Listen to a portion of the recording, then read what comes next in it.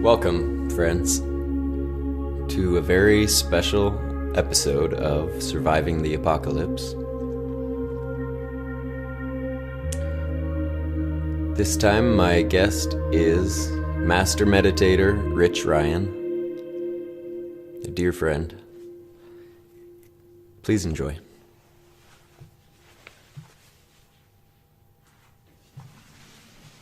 Before I was age 35, I lived a pretty normal life, except for some adventures when I was young.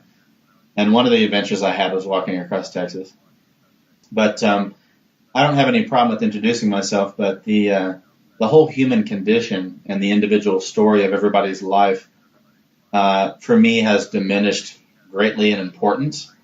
So, you know, I could have the life story that I have, or I could have another one, or, you know, it doesn't really matter. It's just kind of all irrelevant at this point. I'm just a guy who has, you know, been incarnating on Earth for a while. And at some point I discovered the path of meditation and spirituality, and, you know, I mean, we just are who we are, and everybody's kind of the same, and everybody's kind of unique too. So I'll go over my personal details, but I don't care about them anymore, honestly. They're like totally irrelevant to me at this point. And but they might be relevant to someone else so that they can relate. So that is why I ask. And that's really cool to hear too. That's really cool to hear what you're saying. But yeah, sometimes you got to get on the level of your audience, and because they want to relate to you as a real person. I woke up, I was raised Lutheran, born in Arkansas, born and raised, and I never fit in school. I just couldn't understand the other children. I wanted to be alone, I wanted to read, I wanted to be in my own world. I experienced seeing other worlds and dimensions when I was very young, and then of course I forgot those experiences. In Carlos Castaneda's books, at one point, Don Juan Matus describes this purplish, fluffy world that he can shift his awareness into. And years after I read that, I remembered that I used to see that world quite often when I was a baby. And in that world, time passes very slowly.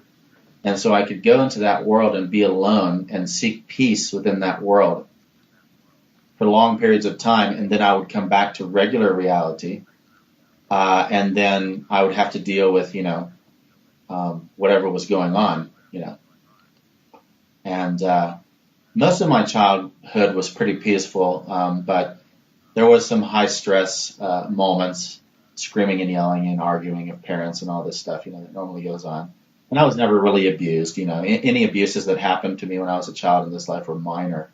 Very minor, so I was lucky in my parents' this life, and so I forgot all those experiences, but remembered them later and never fit in.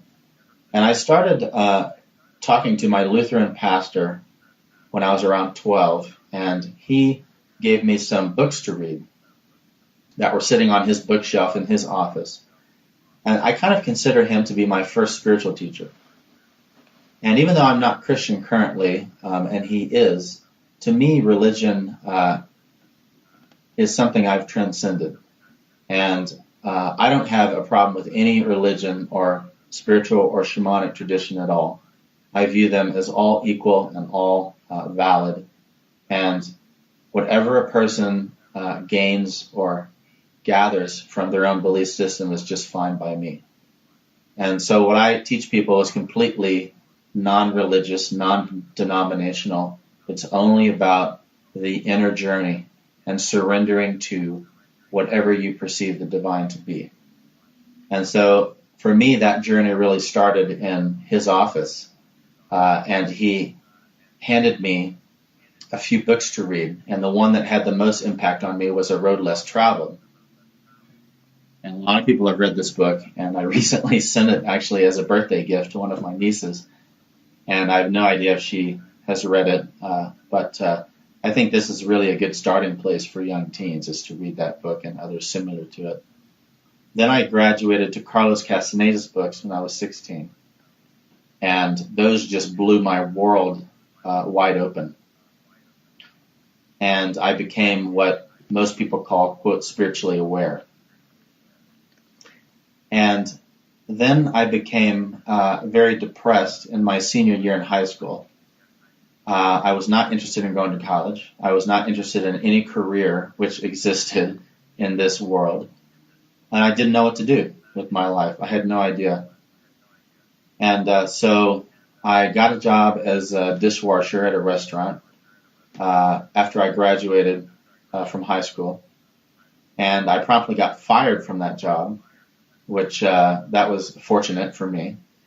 And I felt completely lost and just adrift, in the sea of humanity with no place, no real friends, nobody to connect to.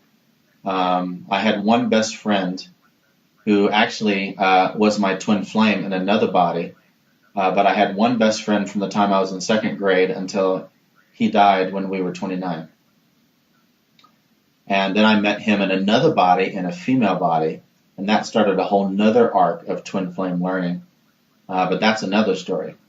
And so when I graduated high school, me and my best friend Mike had not really drifted apart, but the weird thing about twin flames is that they're almost, not almost, they're always very different soul ages on the earth. One twin is more experienced and the other twin is much younger. And so with me, I'm the older twin, and I'm having to basically put up with, the stuff from my younger twin, which, if we're together, is always a joy, no matter how badly they behave. I just put up with them because I love them so much. But when we're apart, it's very painful. And twin flame relationships are not necessarily romantic, because I've always been straight in this body. And me and my best friend Mike, even though we were twin flames and didn't know it as boys, there was absolutely nothing romantic. Not even for a second. We were just kids hanging out, bunking at each other's houses, sleeping in the tent outside together, all the stuff we did, camping, whatever. There was never even a hint of anything sexual or romantic at all. But yet, he was my twin flame. And so the twin flame relationship can take so many different forms. But he and I had nothing in common. We were not interested in the same things. We did not have the same circle of friends. We were completely different. But underneath, at a very deep emotional level, we were exactly the same. And we knew it. And when we met in second grade, when we were little tiny kids, something drew us together in the playground, and we connected. And then we were separated for a few years and reconnected in junior high, and we instantly recognized each other again in junior high, even though we hadn't seen each other in like 4 years or 3 years or something. And so that connection, that mysterious connection, was always there between us, and we always just automatically considered the other one as our best friend, even though we had nothing in common. So this is kind of one of the mysteries of twin flame connection. And I didn't realize that he was my twin flame in another body, and that I had already met my twin flame until I was, until a few years ago. I think I realized it finally. So it took me a long time, to realize all this. But this is what meditation does: is it unravels all the mysteries and, sets everything. It reveals everything. It sets everything on the same level. It brings your subconscious into your conscious, basically. So anyway, after high school, he and I drifted apart. We still kept in contact until he died, but I was mostly alone. And so I went to Florida after I got fired from the restaurant, and wandered around and delivered newspapers for a few years, and lived way out in the boonies by myself for part of the time there. I used to canoe in the canals with the alligators that are down in Florida, and used to race dirt bikes a little bit on the amateur level. And Then I moved back to Arkansas and did the landscaping business with my best friend Mike for a year. And God, that was such hard work. I feel for anybody in the landscaping business, unless they have heavy equipment, which we didn't. We were doing everything by pickaxe and shovel, and we just exhausted ourselves every day. So we were burnt out completely after a year. And so once again, I was set adrift. I didn't feel I belonged in Arkansas. I had never felt like that place was home to me, honestly. And I said, I need to go west, young man. Let's go west. And so I drove my newspaper van, which I still had, down to Texarkana, Arkansas. I sold it to some guy who undoubtedly ripped me off for a few $100s. And then I started walking. West with no plan, nothing. I took my wallet actually out of my pocket, and I threw it as far as I could, along with my keys, deep into the forest where I was. After I sold my van, the guy who gave me a ride, I asked him if he could give me a ride in a certain direction. And I said, okay, pull over here and drop me off. And I pretended that's where I lived, but actually I didn't. It was the middle of nowhere. And so I got out in the middle of nowhere. I didn't know where I was, and I just had a compass, I think, and a little pack that I put some food in and some water. Was there like a house? Was there like a house nearby, or do you mean literally just in the middle of nowhere? Well, it was rural Arkansas, so yeah, there were houses nearby, but I couldn't see them. They were a mile or so away, I think. So it felt like the middle of nowhere. Yeah. And so I had a water canteen and like a military pack that is just like a side pack that you can fit like an orange and a few other food items in, and that's about it. It's really small. And I had a coat, and I remember it was the middle of January, so it was really cold. And I said, okay, drop me off here. I can walk the rest of the way. And so then I got out, and I was like, okay, my life is over. I have no idea what to do. And I'm just going to sit here and die or just walk and whatever. I didn't know was going to happen to me. So I threw my wallet and my keys as far as I could into the woods. And right before I threw my wallet away, I stopped and I looked at my ID. And I thought, you know what, I should take my ID because I'm going to get stopped by the cops at a certain point. Yeah. So I took my ID out, and that's it. I threw the rest of the wallet away, whatever was in there. And, of course, I kept the cash, but I think I kept the cash. I had some cash on me from delivering newspapers. I think I kept the cash in, like, an inner secret pocket in my military pants that I was wearing. And so basically I just took off walking, and I walked for months and ended up in Hobbs, New Mexico. So I walked all the way across Texas through Dallas. And wow. Oh my gosh. It's like 700 miles or something. I don't remember. But it was an interesting journey, I can't say that it was really a spiritual journey because I was too young. And I was just trying to find myself. So it was more of an emotional journey of finding yourself and trying to decide what to do in your life. So I ended up in Hobbs, New Mexico, where I got arrested and convicted of a crime that I didn't commit. And I got convicted of smashing up a car. And so I got a 6-month suspended jail sentence because it was my first offense. I paid $300 and I walked out and continued my life. And but you didn't do it? Like, why did they think you did this thing? They picked me up. It was an interesting synchronicity. They picked me up 8 miles from the car. I had passed the car previously in the night, and it was fine. There was nothing wrong with it. And so they picked me up 8 miles away from the car the next morning and asked me if I had seen a car on the side of the road and, what kind of car I thought it was. And so I just kind of said off the cuff as a joke, it looked like a Cutlass Supreme. And the reason I said that is because I believe that Mike's dad or one of our friends, when we were kids, had a Cutlass Supreme. And we always thought that was a ridiculous name because it sounded like a Twinkie dessert or something, Cutlass Supreme. It sounds like something you would eat or something. And we always used to make fun of that name and laugh about it. And so that's what I told the cops. And the car ended up to be a Cutlass Supreme. Wow. So, of course, they thought that I did it. And there was stuff stolen out of the car, which, of course, I didn't have on me. But basically, the cops did what they usually do in those circumstances, which is they kind of invent evidence and they distort the facts so that they can get you arrested and convicted. Yeah, they just want to push it down the line. So they push it through. They get it into court. And they pick a young guy up like me, and they figure that I've done something wrong somewhere. They treat me as a homeless drifter, and they assume that I'm a criminal. And they said, "Okay, we're just going to get him. We're just going to get him on this charge because I'm sure he's done something." I know exactly what you mean. When you're traveling, everyone assumes you're running from something, like you got some kind of demon behind you. Yep.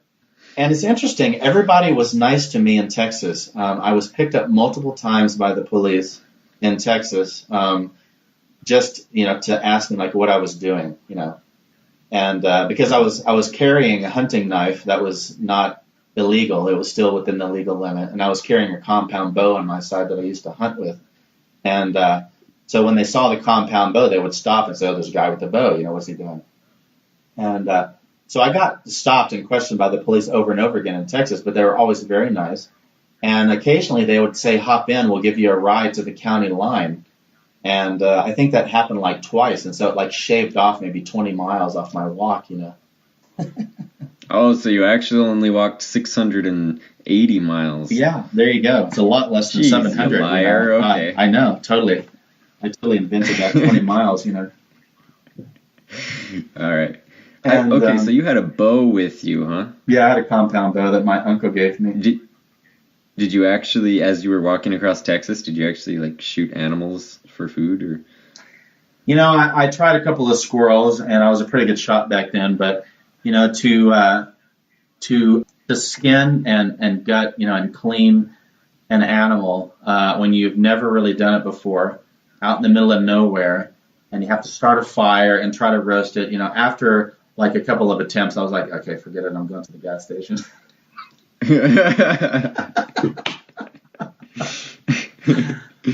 Yep. The path of least resistance. So yeah, I pretty much that entire trip, I pretty much survived off of those white, Little Debbie donut things, those donut packs. Oh wow. And Nestle Quick Chocolate Milk. That was pretty much what I ate the entire trip. Oh wow. So that's why I say it was a non-spiritual journey. It was mostly an emotional journey, just a young man finding himself. So. Mm-hmm. My frequency, even though I had all this spiritual knowledge from Carlos Castaneda's books and other books and my own experiences, I was still just a young guy, just a young fool running around, And so long story short, synchronicity landed me in Phoenix, where I then auditioned for a choir scholarship to go to college. And I got it at the last second. And it's always how these things work out, And the reason I decided to go to college is because I ended up in Tucson, Arizona. And I slept out behind one of the hedges next to the library for like a month or two, or maybe probably a few weeks. And I would go in the library every day and read, and I would look at these college kids studying and going in their dorm, where they were warm and dry, and it wasn't raining on them. They weren't cold. And I was like, wow, I want to be one of them. Oh wow! I don't want to sleep. I don't want to sleep behind this hedge anymore. This sucks. So I went back home and I said to Dad, I'm ready to go to college. During that time, did you have money on hand? Were you living off savings? Did you work for money? Did you beg for food? How did you sustain yourself? All of the above, except I never begged. Okay. I had savings. I burned through it, mostly because I had to bail myself out of jail in Hobbs, New Mexico. And when I started running out of money, when I got down to my last couple $100s, then I started to work for money.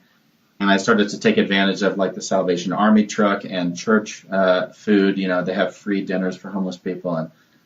But I never begged. And I want to have compassion for the homeless, but I was homeless myself twice in my life when I was younger, and I have seen the reality of that world. And the reality of that world is that people are chronically homeless because of substance abuse issues, which they can't get out of themselves, or they are mentally or emotionally disabled in some way, and they're not able to overcome that themselves, and they need treatment. And so when you're giving a homeless person $1, you're basically funding their dysfunction. And so occasionally I will give someone who seems like they're just temporarily homeless and having a hard time some money. But if a person is chronically homeless, you basically can't help them unless you're going to become their full-time counselor, and you're going to move them into your house, and you're going to focus on them, every day, all day, and raise them like a child. That's the reality. Unless you're willing to do that, you really can't help them. And you can stop and talk to them and show them some compassion, but that doesn't help them long term either.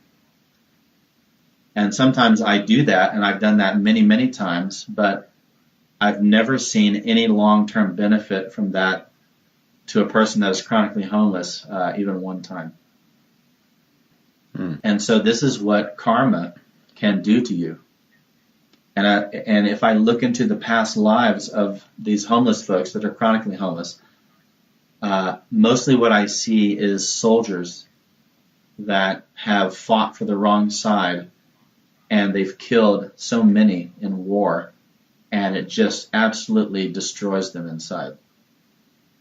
And they don't feel deep down that they deserve to have a life, and that's why they end up chronically homeless with all these terrible addictions or mental or emotional issues. And so, this is a modern reflection of our past. And this is, the suffering on earth is just unbelievable. But I've also gone through a massive amount of suffering in this life, at least emotionally, and I've gone through every possible kind of suffering in past lives, which I remember. And so the reality is that through the span of time, as you incarnate over and over again on this earth, a person is going to end up going through every possible type of suffering that exists. And so this sounds really bad, but the good news is that we created this universe. Our soul has co-created this universe. And there is nothing in this universe that we ourselves created that is stronger than us. The creation can't be stronger than the creators. And so even though people have tremendous difficulties sometimes for periods of time, and in some lifetimes people end up being completely and totally dysfunctional, and they feel like they didn't accomplish anything, and so on and so forth, and they're very disappointed in themselves. In the end, nothing can break us. Our consciousness is stronger than anything that exists inside of our own creation. And so this is why the attitude or the spirit of the warrior is so important. It's so important to adopt the attitude of the spiritual warrior. In the lifetime before this life, which was back in the 60s mostly, everybody else in the 60s was like making love, not war, and doing drugs apparently. But for me, the 60s was absolute hell. I was in Louisiana, and I was being raped by my alcoholic father, who was using me sexually in place of my mother, who left when I was 6. And then he finally... Were you a boy or a girl? I was a boy. And when I reached puberty, which happened around 10 or 11, I started, reaching maturity down there. he couldn't rape me anymore, and because he was not actually homosexual. And so when I started to show those signs of male maturity, he couldn't rape me anymore. And I also started to be able to talk because I was disabled in that body, and I was not able to say my first words until about the age of 10. And so he sat one night next to my bed in my grandma's rocking chair, who had passed away, and he drank his bottle of whiskey, and he rocked and rocked and rocked and rocked, and I kept expecting him to rape me, because he would get really, really drunk and then rape me. That was the pattern. He would never rape me or molest me when he was sober. It was always when he was just raging drunk. And he never did rape me that night, but around dawn, right before dawn, he basically reached the conclusion, after rocking and thinking about me all night and what he should do with me, he basically reached the conclusion that he had probably turned me into a monster like himself, and that my life was going to be absolute hell, and that I was reaching sexual maturity and a girl would never be interested in me, and probably I would become a monster and a rapist like him. And he decided it was just better to end my life, and so he did. He strangled me to death. And so that was like a few years before I was born into this body. So I was born with all that trauma, and when I was born, my kidneys didn't want to function, and I was actually yellow for like a few days or a week, and then my kidneys, the doctors got my kidneys to start working, and so I managed to survive. But I wonder sometimes if my brain was altered or damaged in some way from those early experiences, because I've always been different mentally. I've never fit in. But I was able to become a, quote, normal human being by the time I entered college. And I studied computer science, studied music first, then computer science. And then I met my first wife, got married, then got divorced 10 years ago. And it was a normal life, you know. It was a normal life. I didn't really do much. I just kind of was a computer programmer who ate too much, just sat around. And I had like a spiritual perspective, and I studied shamanism a little bit. I went to several workshops with Marilyn Tunishend, who was kind of like Carlos Castaneda's spiritual counterpart. If you Google those people, it'll kind of tell their story. And there's a lot of debate about Marilyn Tunishend, whether she's authentic or not. My experience is she was completely 100% authentic and knew what she was talking about, and I truly honored and appreciated her as a teacher. And so she taught lucid dreaming and kind of Mayan knowledge. And Don Juan was her primary teacher, as well as Don Gennaro from Carlos Castaneda's books. And she gave me a picture of Don Gennaro, actually, which I kept with me for a number of years and tried to honor, that picture. But when I was 35, I met my twin flame again in a female body this time. And my life completely fell apart, and I was destroyed. Because we met in a very, very bad scenario. And she did what a lot of younger twin flames do in really, really bad, difficult scenarios, which is that they run away. So she ran away. We couldn't be together. And she's married to somebody else, and she has a kid, and, I wish her the best. But it took me a long time to get over her. Because for me, romance is my weak point. I'm mature in a lot of areas as a soul at this point on the earth, but I'm not mature in the area of romance. I have a lot of romantic issues. And so, wow, that just destroyed me. But it launched me onto this new path that has gone beyond shamanism. And I had to learn how to open up spiritually to heal myself. Otherwise, I would have died. I would have killed myself. And so I learned how to channel first, and then gradually I got into meditation. and that has transformed everything. The meditation has been the answer for me. And in particular, the type of meditation that I learned from my spirit guides, because I've never studied or actually even been interested in any kind of meditation that's taught in Buddhism or Hinduism or Taoism or Taoism or anything like that. I've never been interested. My intuition just has kind of said, no, I'm not interested in that. And whether that's been a mistake or not, is up to other people to discern for themselves, about themselves and me. But for me, remembering all of the past lives that I've remembered at this point, I understand why I cannot be religious at this point. I cannot have a belief system. I have to forge my own path. A belief system is a framework that closes you off to certain possibilities of development and evolution. And a couple lifetimes ago, before I was, an abused child, I was a Hindu yogi, a Hindu swami, celibate, a Hindu monk. And I was, on the one hand, very knowledgeable in that life, and I had been meditating since the age of 3 or 4 in that body and got very advanced. But on the other hand, my understanding of reality was from a Hindu perspective. And I found some material that I wrote back then and read it, and I only agree with half of it.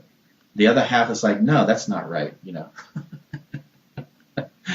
No, sometimes it's hard to differentiate or understand what you're talking about, because you go back and forth from you in this life to you in other lives. So, don't be sorry. It's cool.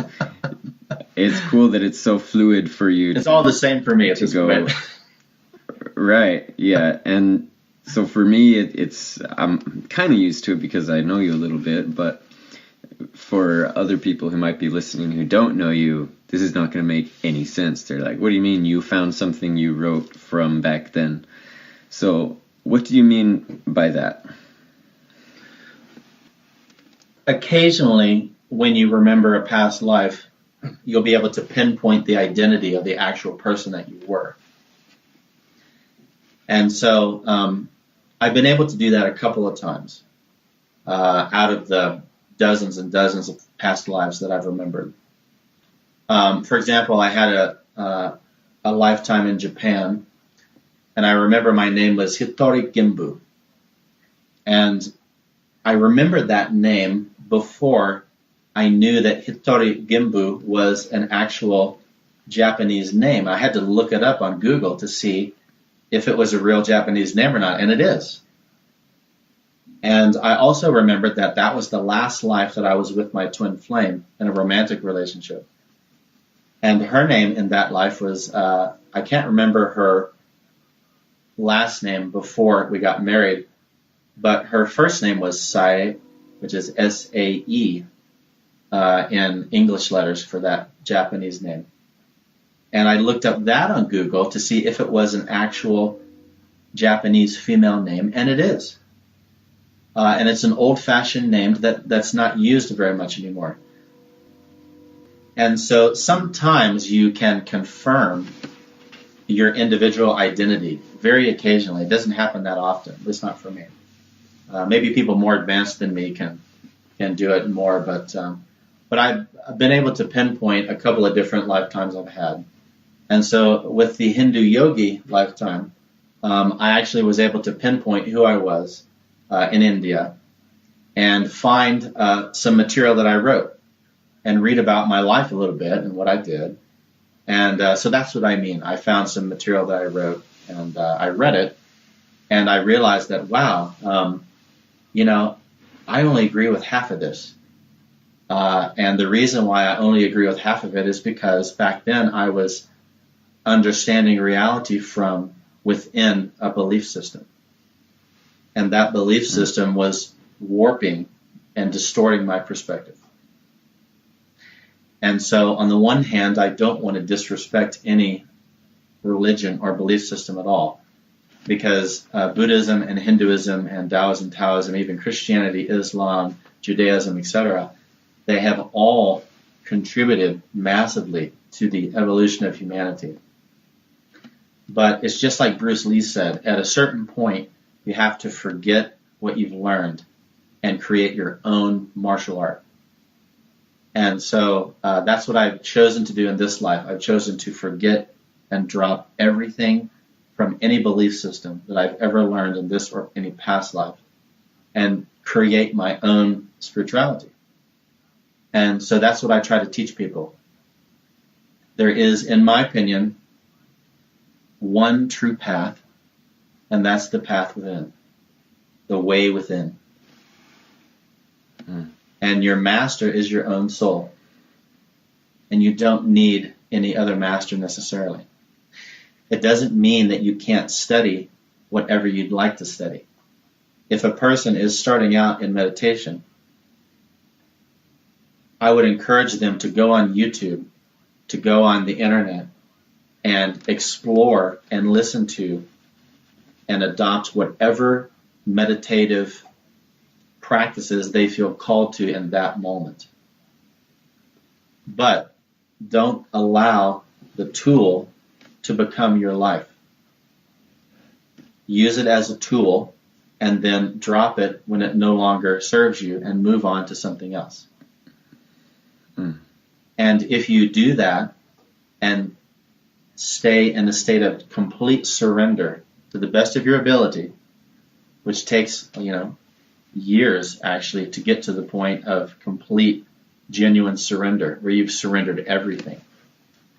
And I don't even know if I've surrendered everything yet, because I keep finding stuff in my subconscious. It's like, oh, wow, look at that. That popped up today. I don't think I've surrendered that completely yet, Right. It's like I remembered 2 days ago or 3 days ago that I was used sexually and tortured in a satanic ritual lifetimes ago, back during the, quote, Middle Ages or the Dark Ages, by royals and by the priesthood, both in different lifetimes. And so that popped up in meditation, and I was like, wow, I've not surrendered that yet. I've not surrendered my pain from that yet. I still carry rage and anger and this emotional, horrible distortion in me from those experiences. And so you keep working on the surrender day after day in meditation. And gradually, your entire brain becomes rewired. And your biochemical makeup and all of the systems that make up our body physically, they become rewired. Your DNA mutates into a higher form and reassembles itself according to your current karmic template. And normally a person's karmic template stays the same for their entire life. And they're kind of on the same journey their entire life, and they learn at regular life speed. And that's fine. But when you discover meditation, you suddenly put your evolution into turbo, and you start upgrading yourself. But in my opinion, this only happens, and I could be wrong, but in my opinion, this only happens if you completely surrender to your soul. If you give up your life, as Christ said. If you're still within a belief system, if you're still within that framework, it doesn't happen in the same way. Now, you can advance pretty far within a belief system that teaches meditation, like Buddhism, Hinduism, Taoism, etc. Christian mysticism is great. I love that stuff. The Jewish Kabbalah, I think, is another one where they teach meditation. Any meditative path, it really advance a long ways. And there's many Buddhist monks and Hindu yogis in the world that are very advanced. But the final step to get on what I would call the path of mastery, you have to just surrender everything. You can't hold on to anything. You have to give up everything that you would call part of your life in your consciousness. Whosoever giveth up their life shall save it. That's what Jesus meant, in my opinion. So this is transcending belief. And as a human species, this is what we have to do, in my opinion. We have to surrender everything in our human world that we think we know, and we have to rise out of ourselves and walk the path of the higher self, walk the path of the soul. That's how we can solve all the problems in our own life and solve the problems in the world, because those are reflections of each other, of course. So what's the goal? What's the object? Is it to escape suffering, or to bring in a new age, or what? As far as I can tell, the goal is to incarnate in this physical form from the very first lifetime, where a particular soul came to earth and started to incarnate in a physical body, to go from that very basic experience to becoming enlightened. And enlightenment, if I were to define it, I would say it is specifically to be in a state of samadhi, as the Hindus call it, or nirvana, as the Buddhists call it, in a state of the highest bliss, where everything is completely surrendered. And to be able to stay in that state indefinitely, which is very difficult. So is there an opposing force to samadhi? There's no Satan, in my opinion. There's no devil. There was an ancient rishi, Hindu rishi or yogi, that I read about one time. And his opinion on this topic was that everything demonic begins and ends with human beings on this earth. Meaning that everything that we experience as demonic or evil is actually part of us. There is no external devil. So I agree with that. That has been also my experience. Wow. When I found what I'll call my rage body. You know, men have anger issues, obviously. And it comes from testosterone.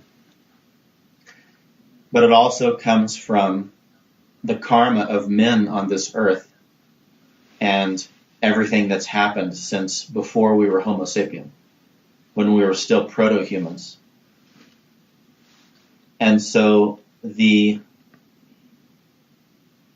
rage and anger which came out of predation, out of being hunted, out of seeing our loved ones killed, that anger eventually overrode the fear, the flight response. When the predators would come, we would just scatter initially. You know, the tribe of proto-human monkey guys would just scatter.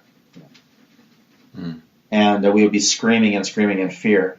Nobody would fight. We would just scatter. But at some point, we started to feel anger. And the anger became strong enough to override the fear, the fright, the terror instinct at some point.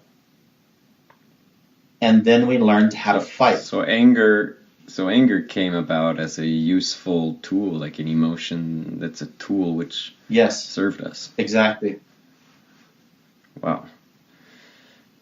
At a certain point, I realized that rage and ferocity are actually different. Rage. I believe that, and totally, like I can identify both of those separately in myself. I know when I'm being ferocious as opposed to when I'm being enraged. Ferocity is a characteristic of the divine male.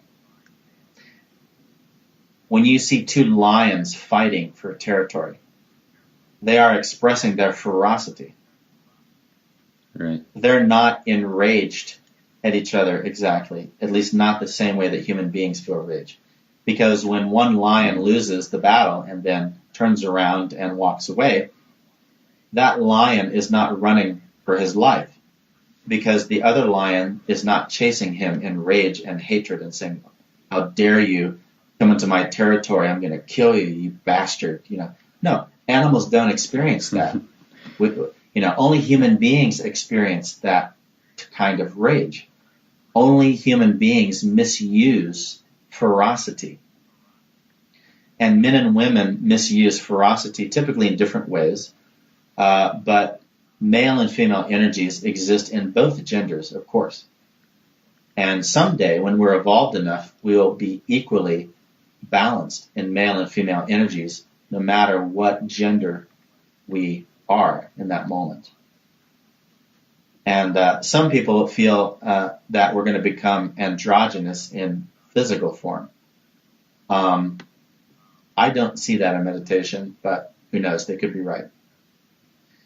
And so rage is the polluted, distorted, karmic form of ferocity. And so part of my healing journey has been to identify and find and explore my rage body. Well, this brings up something else that's interesting. When you said you were being attacked with psych weapons, wasn't that rage that you said you were experiencing? Yes.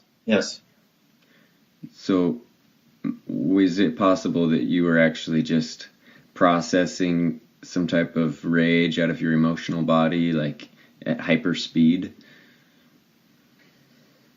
I was, yes. And so it's a yes and no kind of answer. These psych weapons that they have now, I believe, are mounted on the what's called the Intelligence and Defense Satellite System, some name like that. I don't remember the exact acronym for it, and I believe it was upgraded around 2009 or so with these psych weapons. So they're mounted on the satellites, and it sounds crazy, but and I didn't believe it at first either, but so many people have corroborated what I'm saying. So many people have given their testimony about being affected by these psych weapons that I've come to believe that it's real. And so the psych weapons work in tandem with other electronic devices around us, laptops, smartphones. Those are the two sources I'm currently aware of what I would call psychic distortion. And so, for example, there was a person being interviewed by Project Camelot, Bill Ryan and Carrie Cassidy, when they were still working together. And I want to say as an aside that I think a lot of good information has come out of Project Camelot, but I also think that there are many, many false trails being laid, and people that are laying the false trails don't know that they're actually laying the false trails. They've been conditioned to lay these false trails, so they, in their own minds, are being genuine, but actually the events that they're relaying about, for example, going to a jump room in an underground base and being teleported to Mars and all this kind of stuff, they believe that their memories are real, but I don't buy it. I think these people have been brainwashed, and they've been part of secret military projects to mess with people's minds, and I think they do this on purpose to create all these false narratives for the conspiracy theory movement, the truth movement out there, to be distracted by, basically. And so anyway, one of the things that I heard on Project Camelot, which struck me as valid and real, is that they were interviewing this guy who didn't want to give his name, and he claimed to be one of these super psychics, super soldiers that the government has trained. And so he was exhibiting a very strange behavior while they were interviewing him. He would be talking normally and answering their questions. And then every so often, like maybe every 15, 20, 30 minutes, he would suddenly stop talking and he would kind of look around like he was looking for something.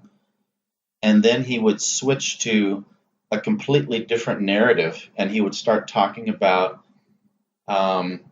just some kind of nonsense, like the football game or shopping or, just some kind of nonsense topic that had nothing to do with what they were discussing at the table. And then a few minutes would pass by, maybe 5-10 minutes, and then he would stop talking in mid-sentence, and he would look around again, and then he would switch back to the original narrative, the original interview discussion, and he would pick up where he left off, with the same sentence, basically, where he left off. And so the interviewers asked him, are you scanning? And he said yes, and he explained that the current satellite, defense and intelligence satellite systems that's up there, they have the ability to do surveillance sweeps. And so when he would feel a sweep, he would stop talking about the questions at hand, and he would switch to talking about nonsense until the sweep had passed, and then he would pick up where he left off, just to avoid surveillance, basically. And so at a certain point, for some reason, he stopped doing that and continued talking about what they were talking about, answering all of their questions. And all three people at the table, including the super psychic guy, started to feel very, very tired, very sleepy, and they started to experience symptoms of disassociation, meaning that they started to lose their vocabulary. They couldn't remember the words that they wanted to speak were no longer there in their brain. They just kind of disappeared. And it's almost like they forgot how to talk, and they could only say very simple words. And they got very, very tired and sleepy, and they had a hard time moving their mouth, and their face felt numb. And I believe Carrie Cassidy had to excuse herself and go lie down. And the two guys at the table, toughed it out, as guys often do. And so they managed to fight through it, and eventually the symptoms passed after maybe 30 or 40 minutes or so, or whatever they said in the interview. I forget, but it passed after a while, and then they went back to normal, and they could talk again, and they could think again. And so the super psychic guy explained that this was an attack, an energy weapon attack that was happening from the satellite. And they basically were trying to prevent them from, continuing their conversation. And it wasn't actually an agent of the government that was making the decision to launch the attack. It was a supercomputer that scanned for keywords and automatically targeted anybody that started talking about taboo subjects. And so I've experienced this kind of phenomenon many times. Sometimes while I'm just sitting alone, talking to myself, sometimes I'll be meditating and a question will come up.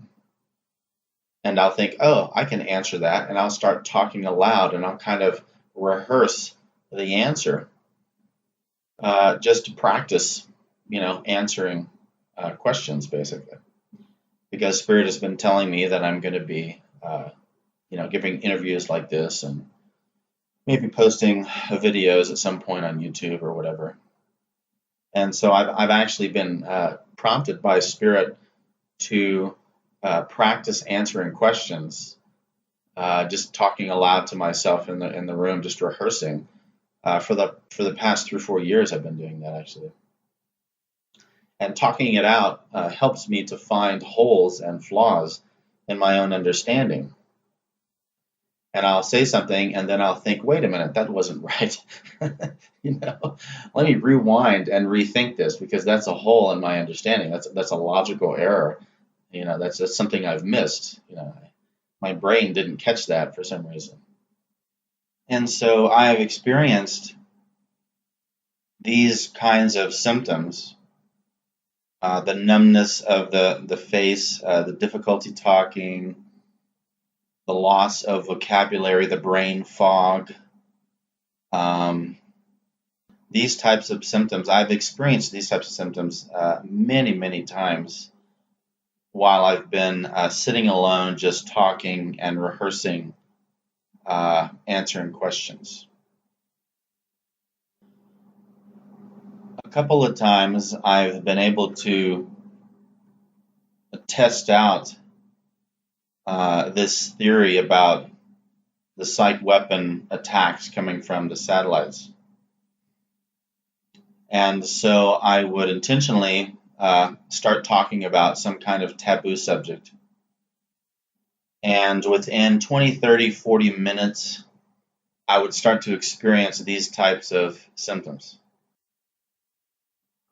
I've noticed that sometimes when I've been meditating for a couple of hours and my frequency is really high and my aura is shining brightly with a lot of energy, then I can talk about taboo subjects either alone or with someone, either way, for 2 or 3 hours without experiencing these symptoms, because it's kind of like my energy is overriding the effect of the psych weapons.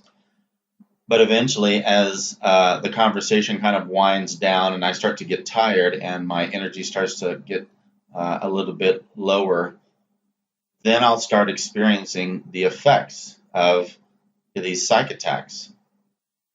And so I remember one time I started talking about a taboo subject when my energy was kind of just normal, when I hadn't meditated beforehand for a long time. And so within 20, 30 minutes, I started to experience these symptoms. And so then I switched to singing a nonsense song that I just made up about bunny rabbits or something. And within 5 minutes, the symptoms vanished. Then I immediately switched back to talking about taboo subjects. And within another 20 or 30 minutes, the symptoms started to come on again. And then I switched to talking about, something stupid, sports or just some kind of nonsense I was making up. And sure enough, within a few minutes, the symptoms vanished again. And so at this point, I've repeated this experiment 2 or 3 times with the same results, basically. And the amount of time varies a little bit. I've had to talk about a taboo subject up to an hour before I start to feel those symptoms. And I'm talking about when I haven't been meditating and my energy is kind of in the normal range. When I have been meditating for a few hours, or at least an hour, before I start talking about a taboo subject, then I don't get those symptoms. I do sometimes get a ringing in my ears, but it doesn't, the psych attack doesn't result in those symptoms. My energy is able to just kind of override the psych attack. So anyway, with regard to these psych weapons, I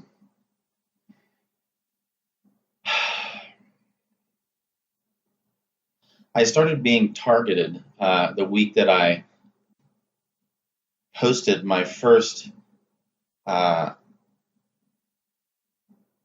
post on Facebook. The week that I shared my first blog post on Facebook, I think the targeting started like 3 days later, 3 or 4 days later, and it was very obvious. It was not subtle.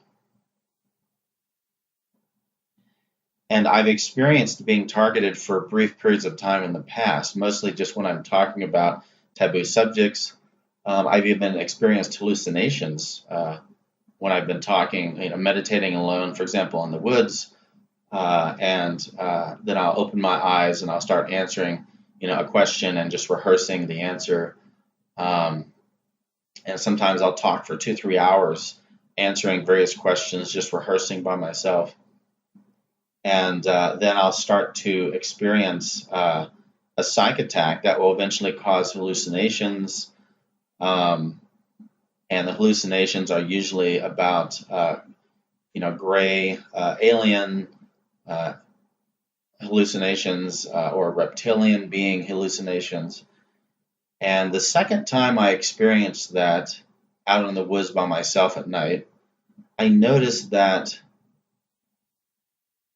the hallucinations were following a pattern, almost like somebody was playing a compilation clip over and over again in my head, and it kept looping.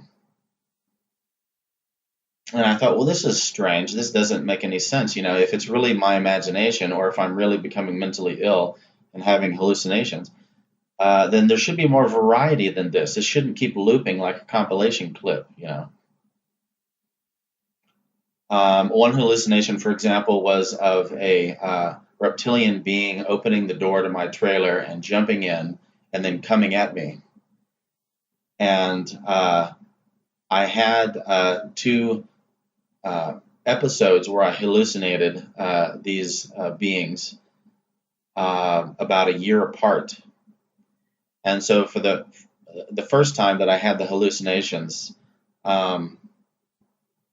I kind of just stood my ground, and I've seen a lot of weird stuff in meditation, so I really don't react that much anymore. And so I just stood my ground and just, stood there calmly until the hallucinations dissipated. But the second time I hallucinated about a year later, after I had been meditating and practicing answering various questions about the elites and how they rule the world and how they're a satanic cult and all of this stuff and why they're a satanic cult. After I'd been talking about those topics and practicing answering those questions for 2 or 3 hours, then I had another period of hallucination. And I noticed that the hallucinations were exactly the same as the previous year. That the reptilian being looks exactly the same. It jumped in the door of the trailer the exact same way. It turned towards me and came at me the exact same way. It was the same motions as from the previous year. It was like a movie clip was being replayed in my brain.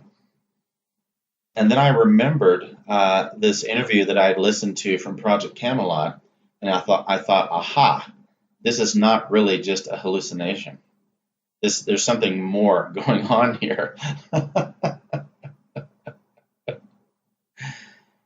And I've not experienced hallucinations like that very many times. Maybe 5 or 6 times for short periods of time.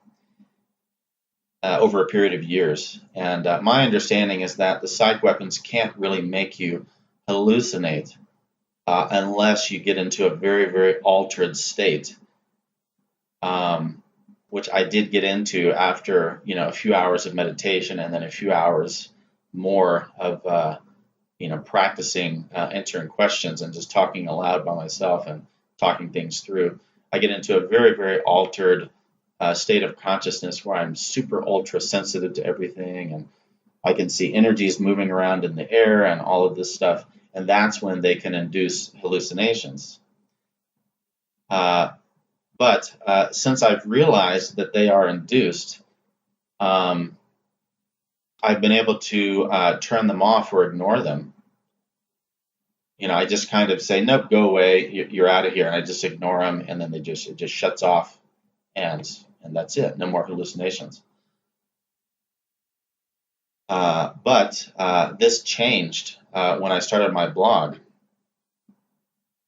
And so a few days later, I didn't start to experience hallucinations, but I started to experience these huge emotional surges of rage was one emotion. Another emotion was just massive depression, and grief and sorrow, to the point where it felt like there was a huge weight, pressing down on me, and I could just barely get out of bed, in the morning. And I would lose my temper sometimes, which I haven't lost my temper regularly in years and years. Honestly, it's been a long time. I would lose my temper and like smash, something inexpensive, like a plastic container or Tupperware or something. So I've done that a couple of times in the last several months, which is very uncharacteristic of me. Or I would like get enraged at something tiny, like I would be getting some food and I would drop like a chopstick or something, or a fork, and instead of just picking up the fork and washing it off, I would just like pick it up and throw it across the room, stuff like that. Just totally uncharacteristic of me, like I'm a 3-year-old child having a temper tantrum, basically. I figured out over a period of time that I was being targeted, and that they have the ability to induce mental illness, basically. And so I figured out that I was being targeted because I went to Arkansas to visit my family for Thanksgiving last year. And the symptoms completely disappeared while I was in Arkansas. And they disappeared within 24 hours of me arriving there. And I was completely normal again. It was like I snapped back to normality just like that. Actually, it took less than 24 hours. I think it was like, less than a day, less than one waking period. And I was just back to normal just like that. And it was like I'd never, been mentally ill or experienced these psych attacks at all. And then when I came back to Albuquerque, I started to feel this pressure on my head, and within 3 days, the mental illness slowly crept back in, and I was sick again. And so that's when I realized, wow, this is not my imagination. I'm being targeted. Something is inducing this. Because the difference between me before and me after was not subtle. It was very, very obvious. And so the first 3 months, this has been going on about, it started around, I think, October last year. So it's been going on about 7 months. And we're in April now. And the first 3 months was very difficult. It was very difficult to remain functional. I had temper tantrum rage episodes for the first couple of months that I couldn't control. Then sometime in December, I got sick of it, and I kind of set myself down and said, okay, we're going to stop this crap. You've had enough. You've broken enough, you've broken enough pieces of plastic. You've thrown enough chopsticks or forks across the room. I could prevent myself from breaking anything expensive, and I could prevent myself from losing my temper with people, or hurting myself. But I did get angry at a couple of people a couple of times over nothing, over just something small. And I actually picked fights with people a couple of times, which I've never done in my life before. That was the first time I've ever picked a fight with somebody. And fortunately, the confrontations didn't turn physical. But all of these behaviors are very uncharacteristic of me. So after December, when I decided I need to stop this, that's when it got better. And I controlled my rage just through, sheer force of will, basically. And in January, it got easier. And it's been easier since then. And the reason is because something has shifted in my consciousness to where I can feel the psych attack happening. It's like an energy that's being projected at me. But it's kind of like it passes through me and it doesn't really trigger anything anymore. So my psyche has somehow adjusted, or maybe I've processed enough subconscious emotion that there's nothing left to trigger in my subconscious in that area,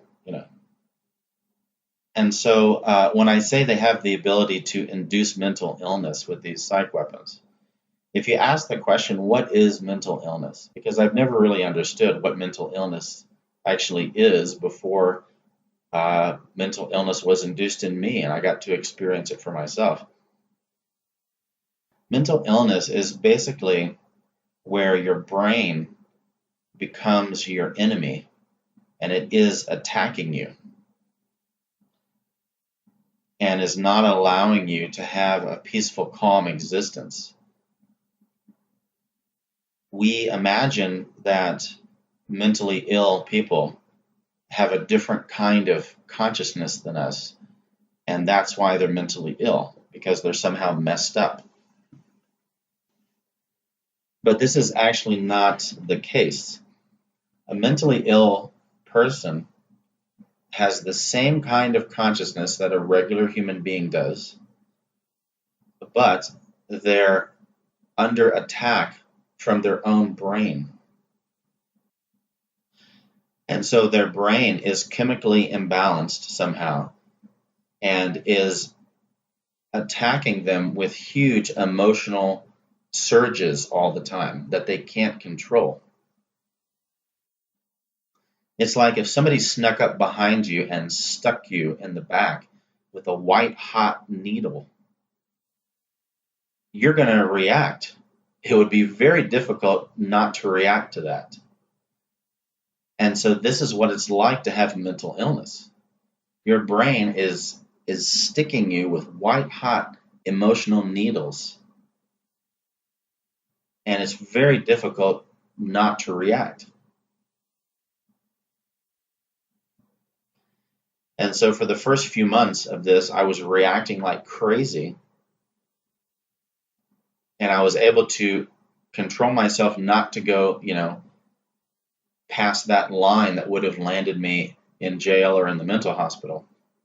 And I was able to remain somewhat functional in my life and, still accomplish some work and so on. But it was tough. I have to say it was tough. It was really tough.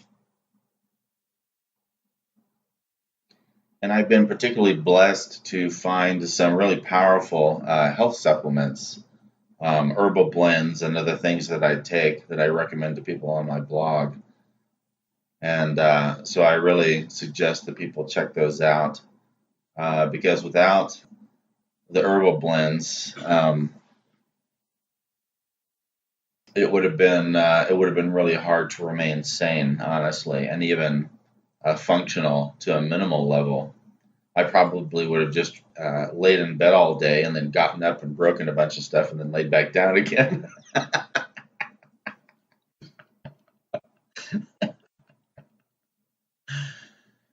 So anyway, ascendingspirit.us is my blog, and I have a page called Physical Tools for Healing on there where I have all the health remedies that I recommend to people. So the last few months have at least been easier. And I'm gradually returning back to normal, even though the psych attacks continue. And so they are somehow able to induce mental illness by unbalancing your brain in some way. And there's another wrinkle to this that I haven't mentioned yet, that I haven't covered yet, which is having to do with the subconscious and the emotional content of the subconscious, because I said earlier that maybe one of the reasons I got better after the first few months of these psych attacks was that maybe there was not as much left in my subconscious to trigger. And so if you ask the question, can an ascended master be affected by these psych attacks? The answer is no. He or she would feel nothing. They perhaps would notice the psych attacks kind of like a normal person would notice a fly buzzing around. But that's about it. Other than that, it would have no effect on them. So if these psych weapons, which probably are radio wave based weapons, where they are projecting a very high frequency radio wave pattern into the human brain, and it's able to affect the brain in certain ways. If they're able to induce mental illness like this by triggering an unbalanced chemical state in the brain, then why would an ascended master or somebody that's very, very far along be able to resist this or not be affected by it? Well, one possibility is that the ascended master has total control of their physiology, and they cannot be affected by external forces. And this would imply that maybe they would even be bulletproof if they're not going to be affected by any external forces, physical forces anyway.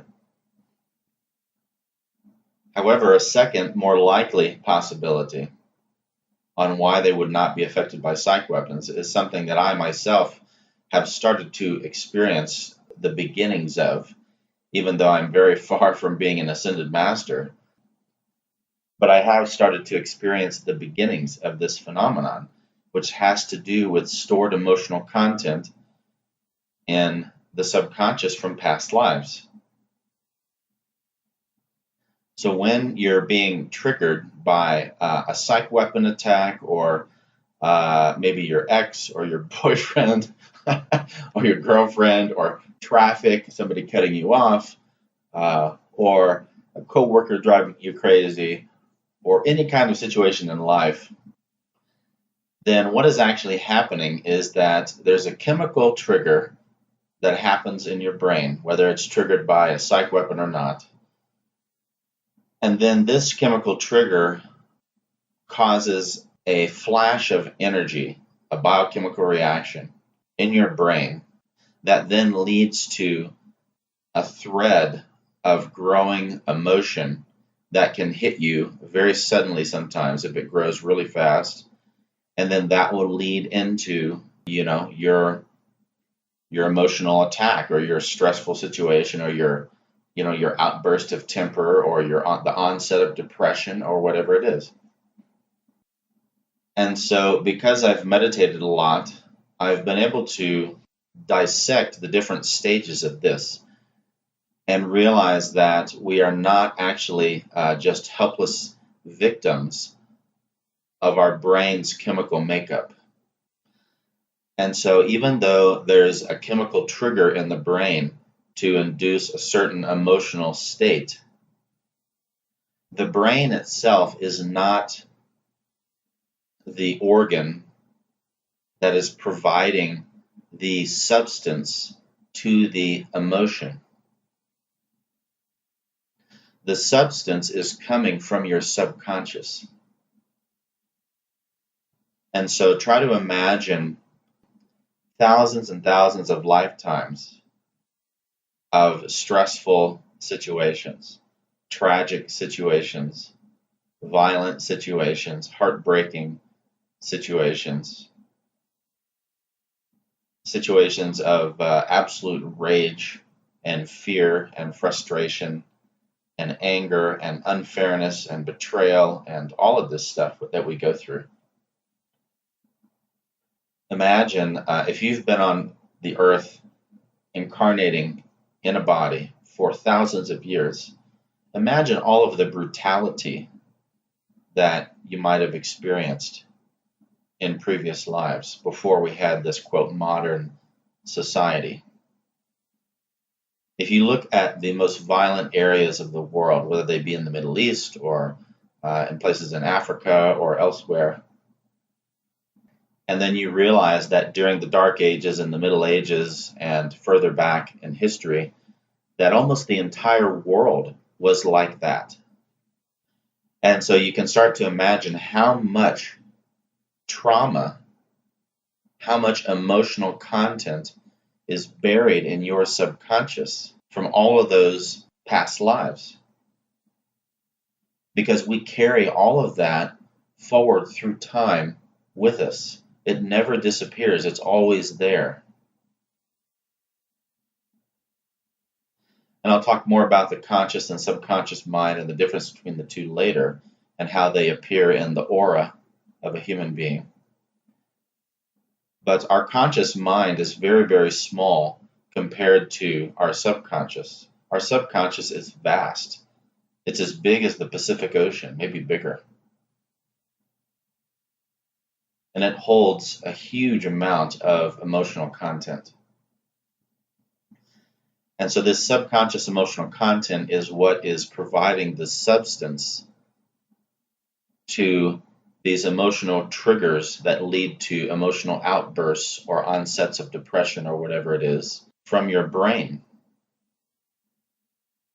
It's kind of like your brain is casting a fishing line with a hook into your subconscious and is trying to hook something out of your subconscious.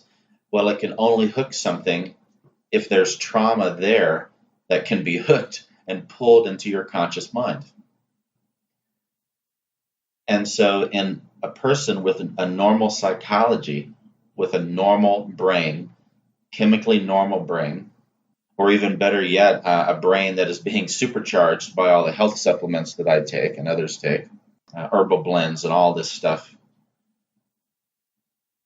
In a person like that, their subconscious is being fed into their consciousness, into their conscious mind, at a very measured, normal pace. But when you become mentally ill, whether it's induced by psych weapons or not, or maybe it was induced by too many pharmaceutical drugs or too many illegal drugs, too many recreational drugs, or it was induced by some huge trauma that happened in your life that you just couldn't recover from. What is happening with mental and emotional illness is that the emotional content from your subconscious is uncontrollably shifting into your consciousness.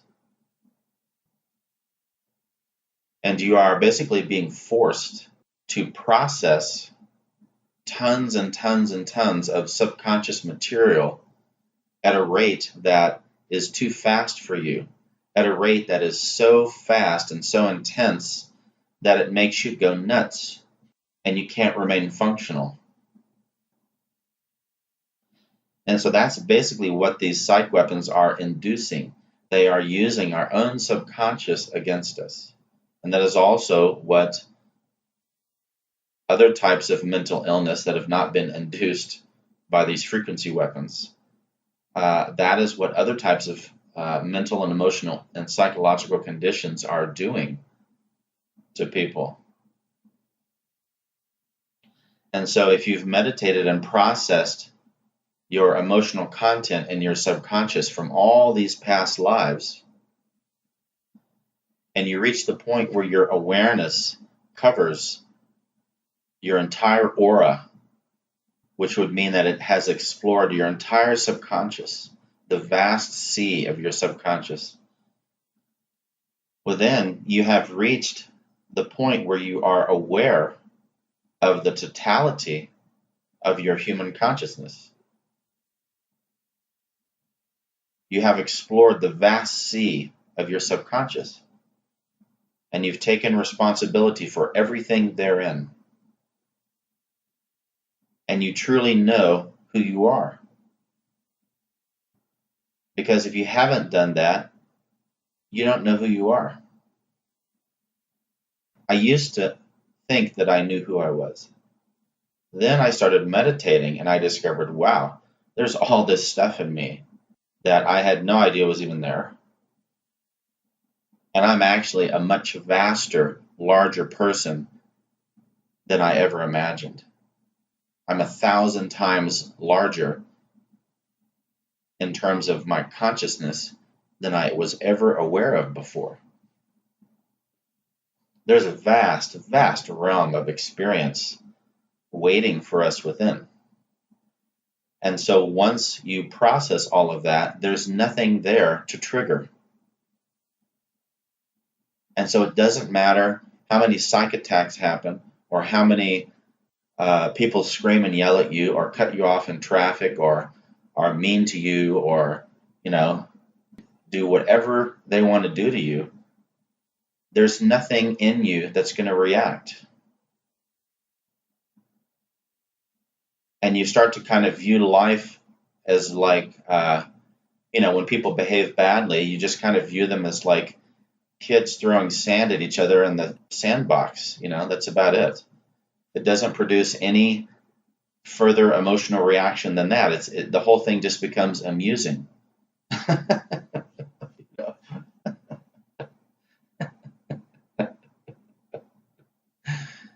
And so this is one of the real areas of value in meditation.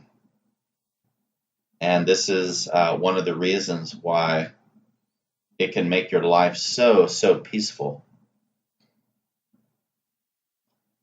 And I'll talk more about the difference between light work and dark work, as I call it later, and how to process your pain body. But anyway, regarding these psych weapons, to get back to the thread at hand, if you search for this on the internet, the U.S. government actually has some patents that are regarding using certain radio frequencies to have certain psychological impacts on the brain, such that a person's consciousness can be altered or kind of tipped or pushed in a certain direction. And so I believe that the government has been doing this kind of research for a long time. If you look up MK Ultra and kind of get into researching CIA brainwashing tactics that were pioneered by Wilhelm Reich. Wilhelm Reich was actually a good guy who was hired by the CIA to develop techniques to help, I believe, World War II veterans suffering from PTSD. And so he completed his work over a year or so for the CIA, developed a whole bunch of techniques to help veterans. Then the CIA dumped him and turned his techniques upside down and actually used the techniques to harm people, to brainwash people. And it's called trauma-based brainwashing, where they kidnap people and torture them and use various brainwashing techniques to slowly warp their minds and unbalance their brains. And Wilhelm Reich discovered what they were doing, and he tried to speak out about it. And then they had him thrown in prison on some trumped-up false charge that was totally, total BS. And then he was assassinated in prison after a year of being in prison. He died in prison under mysterious circumstances. I'm looking at a picture that I came across on Facebook that's showing like a figure of a human being, and it's pointing to the figure with arrows at different parts of the body. It's basically listing out the different effects that these psych weapons or radio wave frequency weapons that they have can cause. And I came across this image synchronistically. It's the first time I've seen an image as complete as this, or a list as complete as this, so it's pretty fascinating. But I came across it synchronistically just as I was about to finish reviewing this interview. And so I wanted to just add it in. And by the way, before I read through the list, I want to mention that during this interview, both Michael and I experienced psych attacks. I was experiencing a massive psych attack that was making me see spots and made me feel like I was possibly going to faint during most of the interview.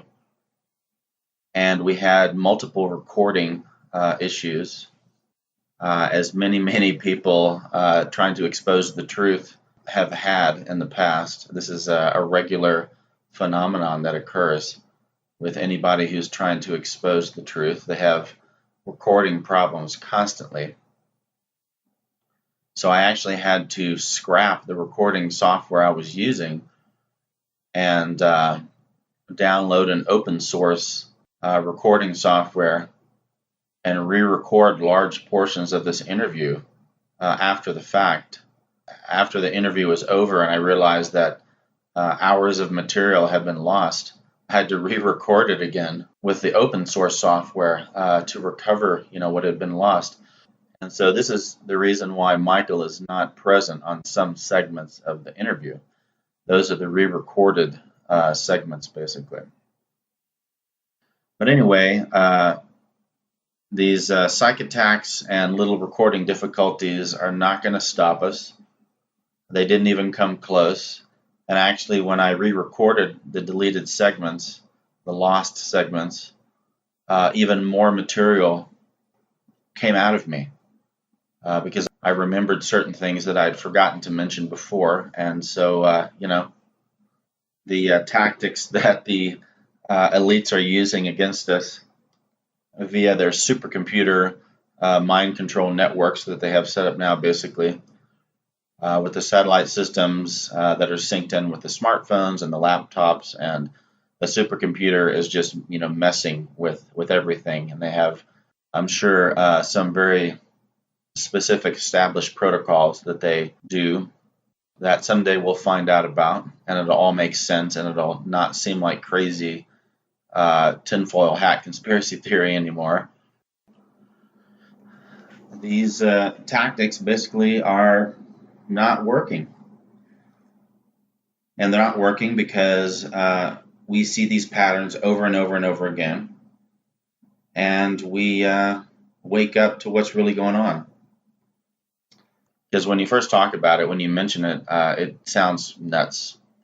And then you see these patterns happening over and over and over and over again for years and years and years with all these different groups of people, including yourself.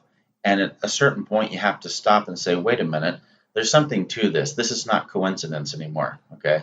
It does not make sense that it's all just coincidence.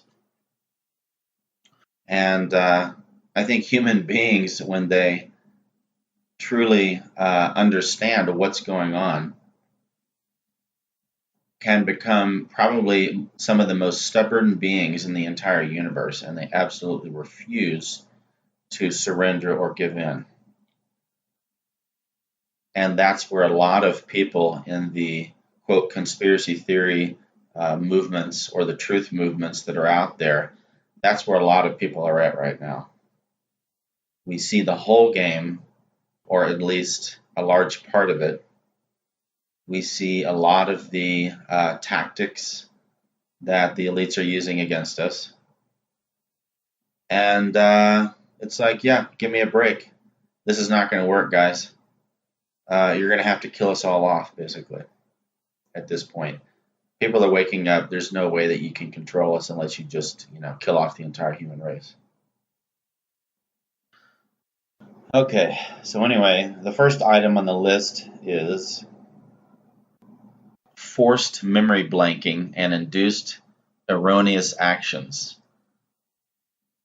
Induced changes to hearing, both apparent, direction, and volume, and sometimes even content. Sudden violent itching inside eyelids. And then there's an arrow pointing to the nose. Forced manipulation of airways, including externally controlled forced speech. Now that one is a little bit far out for me, so I'm not sure I buy that last one. But The next one is reading and broadcasting thoughts. Again, a little bit far out for me. I don't think they can read our thoughts. Doesn't feel true to me. Controlled dreams. I think they can. What I've found is that they can insert what I would describe as holographic mental and emotional content into your brain, which is received at a subconscious level. And then your conscious mind then receives that material that's been inserted, and it interprets it in various ways. And the interpretation varies from individual to individual, and the reaction varies too. And so if a person is very emotionally balanced and they've been meditating, working on themselves, and they're taking good health supplements to support their physiology, then the psych weapons or these, things they're talking about may have almost no effect on that person. Next one is forced waking visions, some synced with body motion. Next one is microwave hearing, and it has a star next to it. And the starred explanation is not on this image. But basically what they mean is that they can induce the brain to have an auditory response, or they can trigger the brain into thinking that it is hearing something when a wave is passing through the brain that is a wave that is a non-auditory wave in the electromagnetic spectrum. They can induce an auditory response from the brain, basically, and which would make people hear like all kinds of weird buzzings and hummings and all this stuff. Next item is transparent eyelids, which basically means that when you close your eyes, you continue to see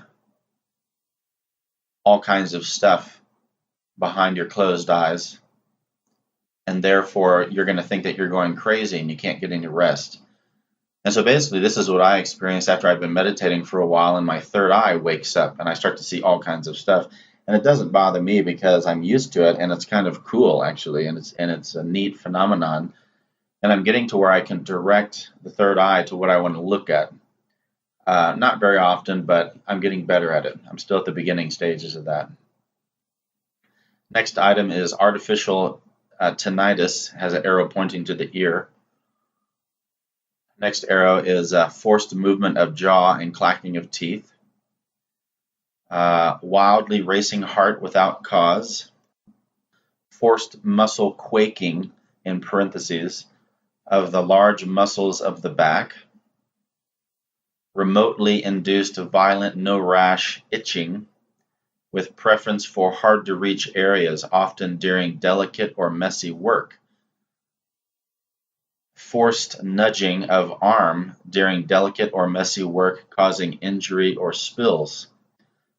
So the last two are pointing to the body and the arm, and basically they're just messing with a person's physiology, trying to make them have an accident basically at work or something. The next one is special attention to genital area, forced orgasm, itching, or intense pain. The last one is arrow pointing to the hands, forced precision, manipulation of hands, sometimes synced to the forced waking visions. That's another one that seems far out for me, a little bit too far out. So I think this image is highlighting kind of like their goal list. And as far as how many of these they're able to induce with these radio frequency wave weapons on a person that has not been previously conditioned by them in other ways, I think probably they're able to induce very few of these, actually. They can induce the mental illness that I described, because I haven't been previously conditioned by them. When you meditate and become aware of everything in your subconscious, I mean, believe me, there's no way that anybody could have kidnapped you and messed with you and you not become aware of it. There's no way. When you start remembering past lives, one of the first things that you remember is everything that has happened in this life, including back to the time when you were a baby. You remember that first, and then you get into previous life content. And so if people out in the alternative news media like David Icke, Alex Jones, UFOologist Dr. Stephen Greer, many, many other figures in that realm, Art Bell, who recently passed, if those people meditate enough, then they will start to realize that they have been messed with. Because that's what I see when I look at all of these folks, is that they have been messed with, and they're not aware of it. And when I listen to someone like Corey Goode, for example, David Wilcox, Corey Goode, on Gaia TV, talking about blue avians and all of this, Cosmic Disclosure is the name of their show. I watched several seasons of that, and so I found it very highly entertaining. And I think that's why I kept watching it. It was so entertaining. It's a really good show. But what they're disclosing to me and the story that they're telling is exactly that. It's a story. It's a tall tale. It's not true. Now, David Wilcock and Corey Goode, at least Corey Goode, is not aware that what he is saying is not true. That's my opinion. So he's been heavily preconditioned to believe that his memories are real. And the funny thing is that he describes in Cosmic Disclosure all of the brainwashing that he went through as a child. And then he goes into all of this fantastical stuff with alien beings and all these different races and teleporting to Mars and all this stuff.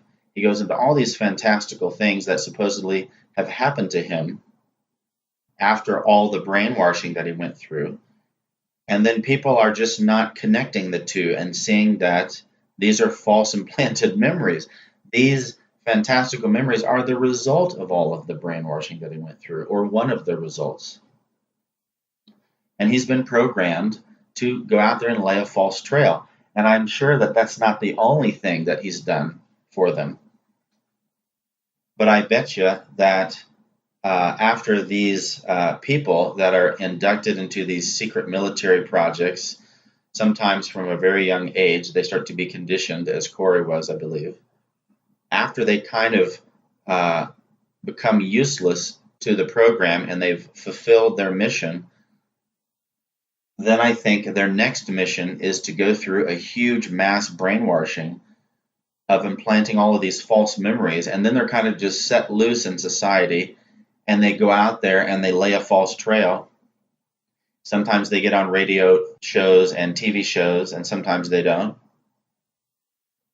And so if they release a couple hundred of them out there into the wild of society, then maybe one or two out of a couple hundred will get on some radio show or TV show and lay a false trail. And I think that's what they do with these people.